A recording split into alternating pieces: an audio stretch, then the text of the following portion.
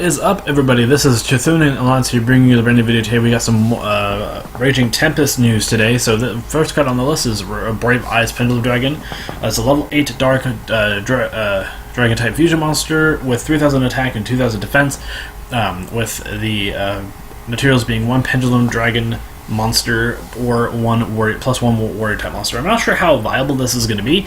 I'm not really familiar with Pendulum Dragon monsters, so I guess I need to look them up at some point and see if there's any materials currently either being announced soon or currently available for this card to work. So the effects are: when this card is fusion summoned, you can make the attack of all your opponent's monsters currently controlled to 0, but the other monsters you control cannot attack for the rest of the turn. So essentially, what it does is, when this card is summoned, it basically kind of theoretically board clears the monsters out of there. So because it sets their health to 0, or sets their attack to 0, and then you can basically attack into them over time. I'm not sure how effective this effect might actually be, but it is a pretty good effect regardless. So negate the activated effects of all monsters with 0 attack. So basically, it's kind of doing what Black Rose Dragon should have done, aside from just being a nuke. What it does is basically, when this card's summoned, it then also negates everything on the board, so your opponent can't effectively tag out. This is also permanent, by the way. It's not until the end of the turn. It's a permanent effect, so it's a pretty good effect, actually.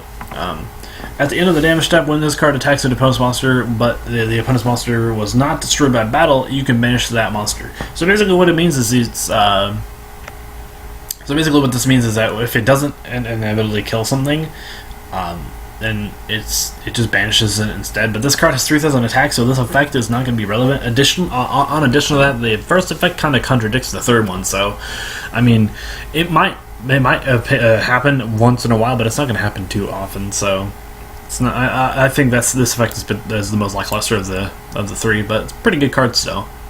The next card is Dragon Calling Magician. It is a level 7 Dark Spellcaster Pendulum Effect monster with 2,400 attack and 1,000 defense, with a pendulum scale of 2. By the way, this has Monarch synergy because of the attack and defense, so that's, I guess, slightly irrelevant. Not really, but it's kind of relevant.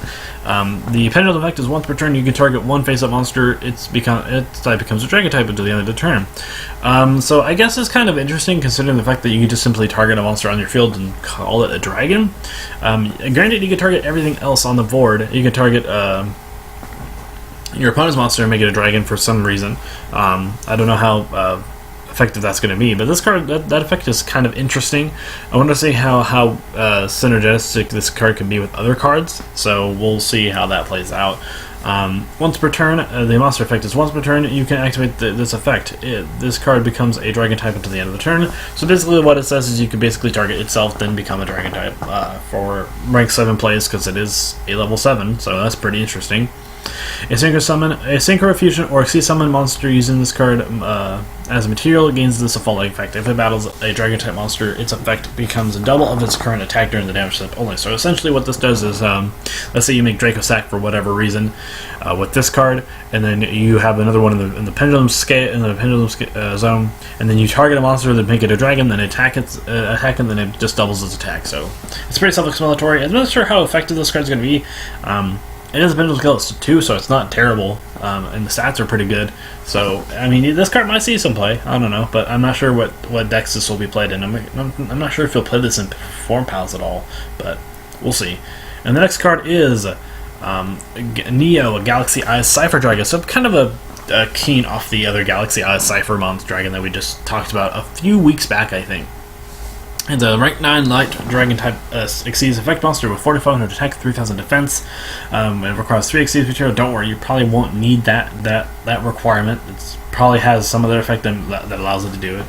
If this card has a Cipher card and or Kinetic Soldier as exceeds material, it gains the following effect. I'm not sure how you're going to effectively get Kinetic Soldier on this card, but if it does, it gets this effect regardless. So once per turn, you can detach up to 3 exceed material from this card. Other monsters you control cannot attack your opponent directly for the rest of this turn.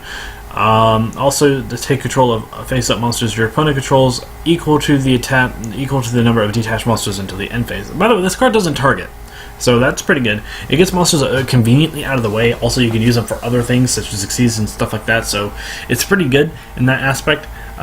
Downside is that you can't really attack. So you're basically playing 3 mind controls that don't target, and then kind of just playing off that effect. So it's pretty good. I'm not sure how how effective that's going to necessarily be, but it's a pretty good effect. It's a pretty interesting effect to say the least. The effects of all monsters taken control by this effect are negated, and their attacks become 4,500. So, since it's only until the end phase, I'm not sure how a 4,500 attack is going to be relevant. But simply being that it does this is pretty interesting. I'm not sure if it's. I'm not sure if this is this effect isn't. This effect isn't during either player's turn, so I'm not sure how effective this is going to be. But it's a pretty good effect still, because it just moves the monsters out of the way, and you can use them for other things. And the next card is Cipher Entranger. It's a light spellcaster level 1 effect monster with 0 attack, 0 defense. You can only use the first effect of this card once per turn. So, you can target 1 Cipher Exceeds monster you control, attach this card from your hand or graveyard as Exceeds material. So that's pretty good. Basically, what it does is you could basically attach this card to the same monster that we just talked about, and give it more materials. You can do this up to once per turn. You might have some really weird ways of manipulating that, so it's pretty good. If this card is sent to the graveyard, you can add 1 Cipher spell card from your deck to your hand. So basically, what it does is when this card is detached by anything, because it is sent to the graveyard that way, you get to add a spell card. That's pretty good. And next we have Rank Up Magic Cipher Ascension. It is a quick play spell. I'm pretty sure this is probably going to be the way that you're going to summon the Cipher Dragon that we just talked about, so we'll see. During the main phase, target 1 Cipher Exceeds monster you control, special summon 1 Cipher Exceeds monster from your extra deck with 1 rank higher than it is using that material. This special summon is considered as an Exceed summon, blah blah blah blah blah. And then the special summon monster gains the following effect. This card gains 500 attack for each level 4 or higher monster you control. So basically what it does is most Cipher monsters are level 4, and using the first effect of the Neo Galaxy Ice Cipher Dragon, this card is going to be pretty big. Or Cipher Dragon is going to be pretty big. So upwards to probably beyond 7,000 probably. It might actually be game worthy. So the next card is a Speedroid OMK Gum. It is a level 1 wind type tuner effect monster with 0 attack, 800 defense. During the battle phase, if you take damage, you can special summon this card from your hand. That's a pretty good effect, simply because it allows you to make some pretty interesting plays with that. It allows you to kind of mitigate some damage because you can special summon this card in defense mode, so it has that utility. I'm not sure how effective it's going to be. It is a good effect though, simply because it does replace a monster that dies on your board, or potentially just kind of just sits there as a way of stopping more damage than you've already taken. So it's an alright effect. During the battle phase that this card is special summoned by its own effect, you can immediately, after this effect resolves, secret summon using only wind monsters you control, including this card. So basically it does what Cypher Circuit does. So basically it lets you just immediately synchro summon. So it's pretty good. If this card is sent to the graveyard as a synchro material, you can send the top card of your deck to the graveyard, and if you do, if it's a Speedroid monster, the synchro summon monster gains 1,000 attack. So this effect, that effect is actually pretty good because the synchro monsters of the Speedroids up until this point are pretty low in the attack score. So having them gain 1,000 attack is kind of a way to make them kind of a bigger powerhouse. It also is not until the end of the turn, so it's a permanent effect. So it's pretty good.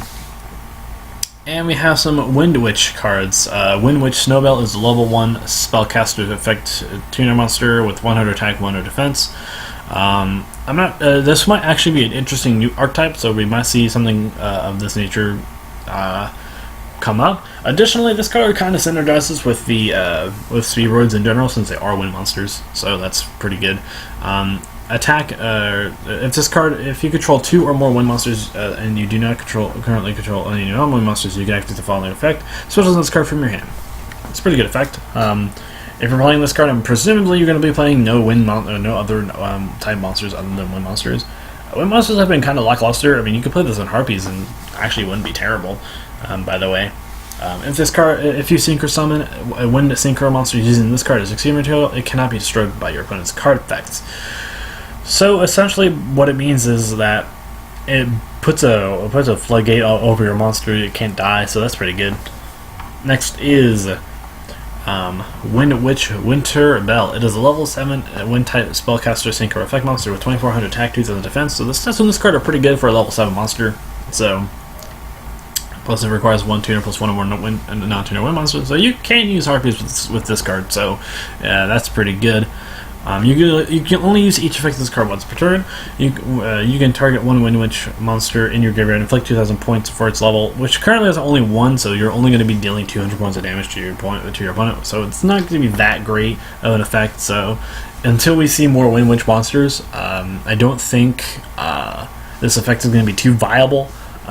But again, you can play this in Harpies, so I'm not sure how viable level 3 synchros are. You can play Harpies Girl, I guess, and that'd be okay. During the battle phase, you can target one Wind Witch monster you control, special summon one monster with a equal or lower level than the monster from your hand, but it cannot attack this turn.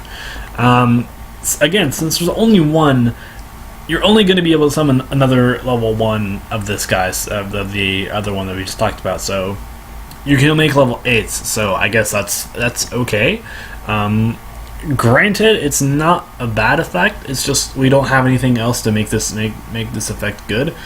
So as of right now, I'm going to call this card okay until we see more Wind Witch monsters, which we probably will. So, but this card is okay for what it is. If we do get more stuff. Also, I want to talk about some other things that we're getting. We're getting some more Paleozoics. These effects haven't been officially revealed yet, but it's good to see that we're getting more Paleozoic monsters. Also, OCG is getting Kaijus, and we're getting 2 other cards that we don't know about. This is Swords Master of the Far East. It's a pendulum monster. It looks like it's a normal monster. It's a scale of 10, so that's pretty interesting. And we're also getting this card, which is a scale of 1. So, anyway, guys, tell me what you guys think about these new cards, and yeah, tell me what you think about the other archetypes. Tell me what you think. Tell me if you're hyped for Paleozoics, because that's pretty interesting. I'm pretty excited about those. Also, tell me what you guys think about these cards in the comment section down below, and I'll see you guys in the next video. This has been Chitty and I'm signing out.